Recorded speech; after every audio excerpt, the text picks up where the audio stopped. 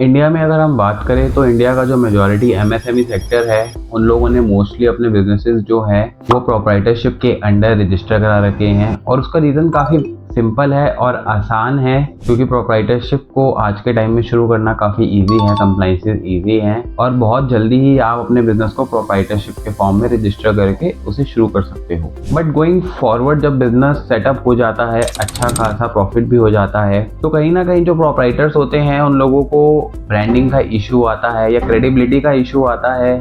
Bank से proprietorship में easily loan नहीं मिल पाता, ओवरड्राफ्ट लिमिट्स नहीं मिल पाती, इन्वेस्टर से फंडिंग नहीं मिल पाती, या किसी बड़े कॉर्पोरेट के पास जाते हैं तो बड़े कॉर्पोरेट क्लाइंट्स नहीं मिल पाते। द रीज़न बीइंग कि वो प्रोप्राइटरशिप में रजिस्टर्ड होते हैं, उनकी कोई लीगल एग्जिस्टेंस नहीं होती और प्रोप्राइटरशिप्स को जो है बैंक्स भी इजीली लोन नहीं देते। द रीज़न बीइंग कि प्रोप्राइटरशिप को वाइंड अप करना बहुत आसान है। तो over the period of time मैंने ये चीज़ नोटिस करी कि काफ़ी लोगों ने मुझसे ये पूछा, और क्योंकि मेरे पास काफ़ी क्वेरीज भी आती है कि सर हमारी जो है प्रोप्राइटरशिप रजिस्टर्ड है उसको हम प्राइवेट लिमिटेड में कैसे कन्वर्ट कर सकते हैं, हम अपने बिजनेस को एक सोल प्रोप्राइटरशिप में से एक प्राइवेट लिमिटेड कंपनी में कैसे लेके जा सकते हैं। देखिए, इस चीज़ का एक प्रोसेस है, ऐसा मुमकिन है, क्योंकि देखिए आज के टाइम में ऐसा तो कुछ है नहीं कि जो मुमकिन ना हो। तो एक प्रोप्राइटरशिप को आप प्राइवेट लिमिटेड में ज़रूर शिफ्ट कर सकते हैं। इसका एक प्रोसेस है जो कि टाइम टेकिंग है और कॉस्टली दोनों है, बट ये मुमकिन है। तो आज की इस वीडियो में हम बात करने वाले हैं कि एक प्रोप्राइटरशिप को जो है प्राइवेट लिमिटेड में कैसे कन्वर्ट किया जाता है, इसके क्या स्टेप्स हैं और इसके क्या प्रोसेस हैं। तो मेक श्योर कीजिएगा कि अगर आप भी एक प्रोप्राइटर हैं जो कि अपने बिजनेस को प्राइवेट लिमिटेड में कन्वर्ट करना चाह रहे हैं, या आप अपना बिजनेस सोल प्रोप्राइटरशिप में शुरू करने की सोच रहे हैं और लेटर ऑन उसको प्राइवेट लिमिटेड में कन्वर्ट करना है, तो ये वीडियो आपके लिए बहुत यूजफुल रहने वाली है। मेक श्योर कीजिएगा कि ये वीडियो आप लास्ट तक ज़रूर देखें। तो चलिए शुरू करते हैं। देखिए, एक सोल प्रोप्राइटरशिप को प्राइवेट लिमिटेड में कन्वर्ट करने के लिए सबसे पहला स्टेप होता है कि आपको अपनी सोल प्रोप्राइटरशिप में एक कट ऑफ डेट फाइनल करनी पड़ेगी कि इस कट ऑफ डेट के बाद मैं अपनी सोल प्रोप्राइटरशिप में बिजनेस नहीं करूंगा।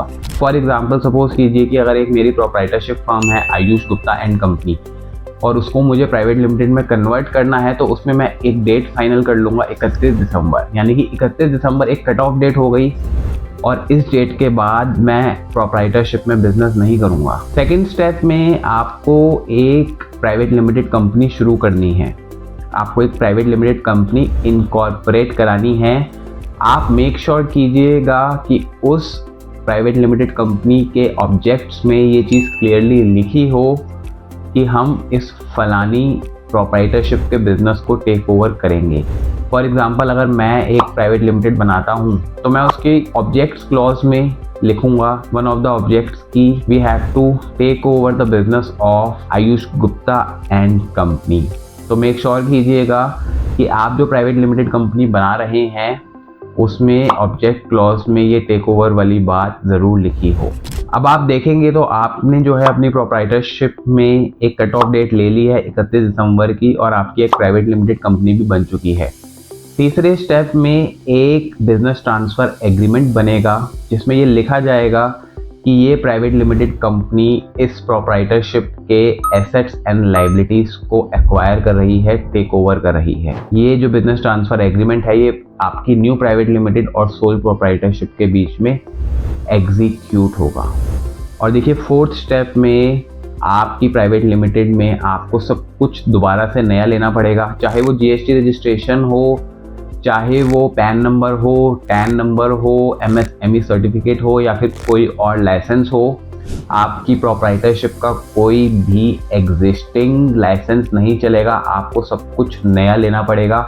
और स्टेप नंबर 4 में आपकी प्रोप्राइटरशिप में जितने भी एसेट्स हैं, सपोज कीजिए उसमें कोई लैंड एंड बिल्डिंग पड़ी है, तो उसको आपको म्यूटेशन के थ्रू अपनी प्राइवेट लिमिटेड में ट्रांसफ़र कराना पड़ेगा, उस पर स्टैम्प ड्यूटी पे करनी पड़ेगी। आपके अगर कोई लोन्स लायबिलिटीज़ हैं, एसेट्स हैं, या फिर कोई ओडी लिमिट चल रही है, तो वो भी आपको प्राइवेट लिमिटेड में ट्रांसफ़र करानी पड़ेगी अपने बैंक को बोलकर। और उसके अलावा सपोज़ कीजिए कि अगर आपकी प्रोप्राइटरशिप में आपके पास जीएसटी रजिस्ट्रेशन था और उसमें कुछ इनपुट खड़ा है, सपोज़ कीजिए मैंने अपनी प्रोप्राइटरशिप की बात करी आयुष गुप्ता एंड कंपनी, और मैंने एक प्राइवेट लिमिटेड कंपनी बना ली, ABC प्राइवेट लिमिटेड। अब आयुष गुप्ता एंड कंपनी में सपोज कीजिए 31 दिसंबर को एज ऑन डेट अगर 10 लाख का इनपुट खड़ा है तो उसका क्या होगा। तो देखिए उसके लिए एक फॉर्म फाइल होता है जिसको हम बोलते हैं ITC 02 और उसमें CA का सर्टिफिकेट भी लगता है। तो उस प्रोप्राइटरशिप के GST में हमें वो फॉर्म फाइल करना होगा ITC 02 for input transfer from proprietorship to private limited. और वो फाइल करने के बाद हो सकता है GST डिपार्टमेंट में आपको बुलाया भी जाए फॉर आस्किंग द रीजंस कि आप क्यों ये स्टेप ले रहे हैं या कन्वर्ट करने की ऐसी क्या नीड पड़ गई। और वो फॉर्म अप्रूव होते ही आपका सारा का सारा इनपुट जो है वो प्राइवेट लिमिटेड में ट्रांसफ़र हो जाएगा। देखिए ये सुनने में आसान लग रहा होगा पर प्रैक्टिकली इतना इजी नहीं है एक सोल प्रोप्राइटरशिप को प्राइवेट लिमिटेड में कन्वर्ट करना। देखिए क्योंकि आपने जैसा कि देखा कि एक बिजनेस ट्रांसफ़र एग्रीमेंट होता है, सारे एसेट्स लाइबिलिटीज़ ट्रांसफ़र होते हैं, सारे रजिस्ट्रेशन आपको नई तरीके से लेने पड़ते हैं। और हाँ, एक चीज़ जो बहुत ज़रूरी है वो है कि सपोज़ कीजिए कि आपने अपनी शेयर कैपिटल यानी कि प्रोप्राइटरशिप में जो आपने अपनी कैपिटल थी, आपकी प्रोप्राइटर की कैपिटल अगर 1 लाख रुपए है, आयुष गुप्ता एंड कंपनी में अगर आयुष की जो कैपिटल है वो 1 लाख रुपए है, तो प्राइवेट लिमिटेड में भी आयुष को उस 1 लाख रुपए के अगेंस्ट शेयर्स मिलेंगे। और ऐसा इनकम टैक्स के सेक्शन 47 में लिखा हुआ है कि एटलीस्ट 5 साल तक वो जो प्रोप्राइटर है उसको अपनी प्राइवेट लिमिटेड में शेयर होल्डिंग 50% से ज़्यादा रखनी है। और अगर 50% से वो 5 सालों में शेयर होल्डिंग कम होती है तो उसको सेक्शन 47 में एग्जेम्पशन नहीं मिलेगी, उसको ट्रांसफ़र मान लिया जाएगा और उस पर फिर कैपिटल गेन टैक्स पे करना पड़ेगा। तो ये बहुत इंपॉर्टेंट बात है कि जो प्रोप्राइटर है उसको अपनी प्राइवेट लिमिटेड में शेयर होल्डिंग 50% से ज़्यादा रखनी पड़ेगी।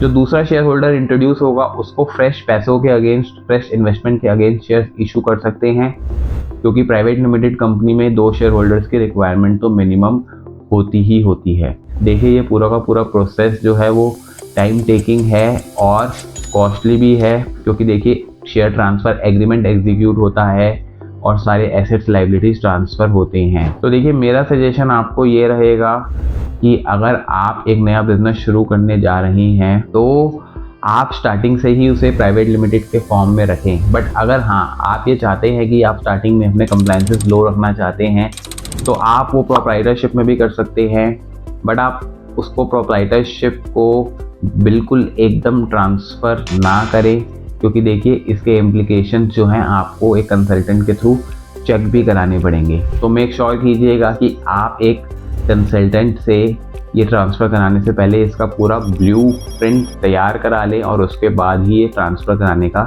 स्टेप लें।